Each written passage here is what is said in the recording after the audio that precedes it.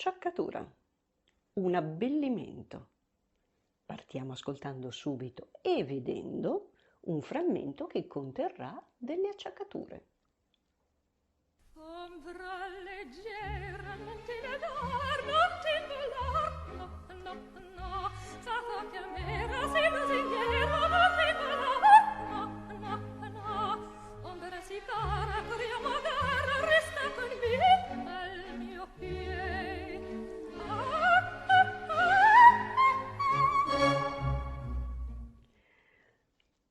Quello che abbiamo visto e sentito è un frammento tratto dall'opera d'Inora. È un pezzettino dell'aria Ombra leggera di Giacomo Meyerbeer. In questo frammento avete visto, evidenziato da una lente di ingrandimento, i 4 momenti in cui il soprano esegue l'acciaccatura, acciaccatura singola, perché di acciaccature ce ne possono essere singole, come quello nell'esempio appena ascoltato, ma anche doppie o triple. Il caso dell'acciaccatura singola è quello sostanzialmente più frequente e, come abbiamo visto, è disegnato. La grafica dell'acciaccatura è questa nota più piccola da un punto di vista proprio di dimensioni, inserita prima della nota cosiddetta reale, quindi su cui poi scende l'acciaccatura, e nel caso dell'acciaccatura singola ha anche quella sbarrettina sulla durata. Per la singola è un ottavo, per le acciaccature doppie o triple sono sedicesimi. Loro non hanno la sbarrettina, magari hanno una legaturina sotto o sopra, a seconda di come sono messe le gambette. L'acciaccatura quindi è un abbellimento, un ornamento alla melodia. Di abbellimenti ce ne sono parecchi nella pratica musicale, come i gruppetti, i trilli, i mordenti, eccetera. Noi oggi ci concentriamo sull'acciaccatura, che è l'abbellimento che, così come abbiamo sentito, dà quella scossettina, dà un'effettiva scossa ritmica, con una spruzzatina di melodia. Sono molto frequenti nei brani con un andamento piuttosto mosso, danno un qualcosa in più.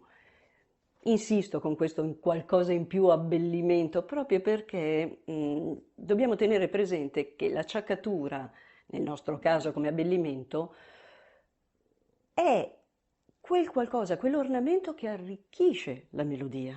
Se io tolgo le acciaccature, la melodia sta in piedi lo stesso, ma perde qualcosa. Ad esempio, se io vi canto do, re, do, si, do, sol, mi, so, fa, mi, fa, re, sol, mi, do. Allora, è l'inizio, che vedete qua come è spartito, del rondò della sonata in do minore per arpa di Dussek.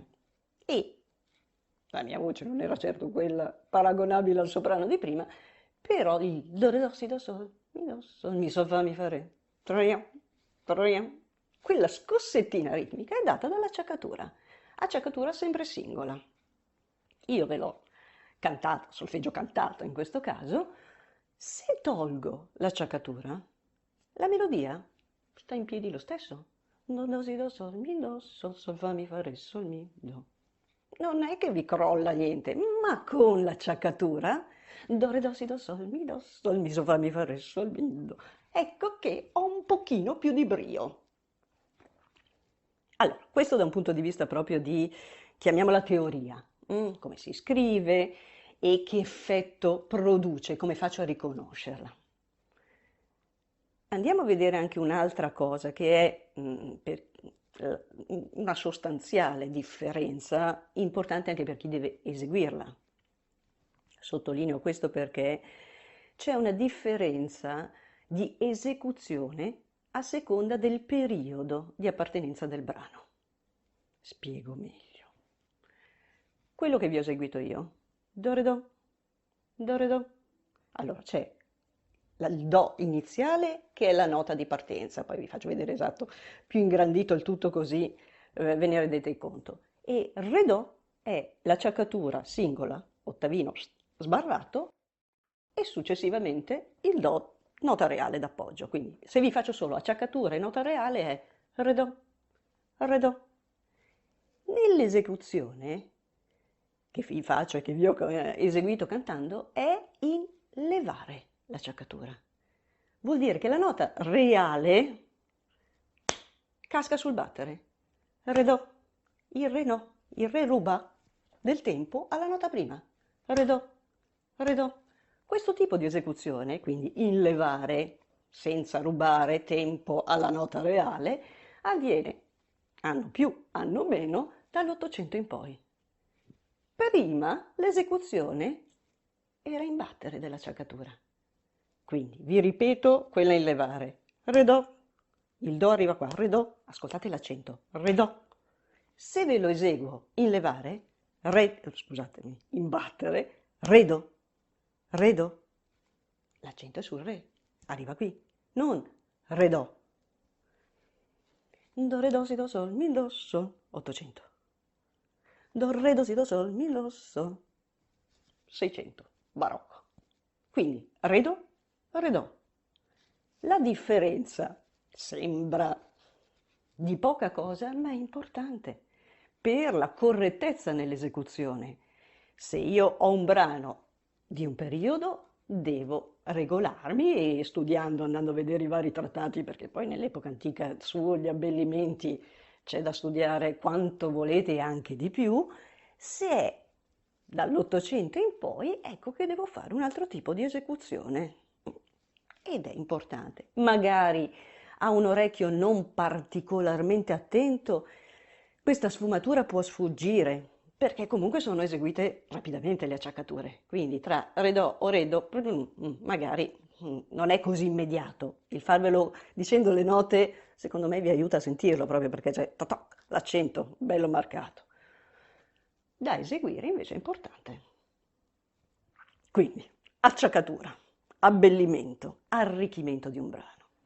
Adesso vi lascerei ancora con un brano per allenare il nostro orecchio a sentire acciaccature e anche vederle, quindi io me ne vado e vi lascio lo spartito in visione nello scorrere del brano. Il brano in questione è Momento musicale, tratto dai 6 momenti musicali di Franz Schubert, per pianoforte, un altro strumento che vi fa sentire bene, in maniera netta, con la percussione delle corde si sentono bene le acciaccature. Lì avete veramente una scorpacciata. Acciaccature singole e anche doppie. A voi.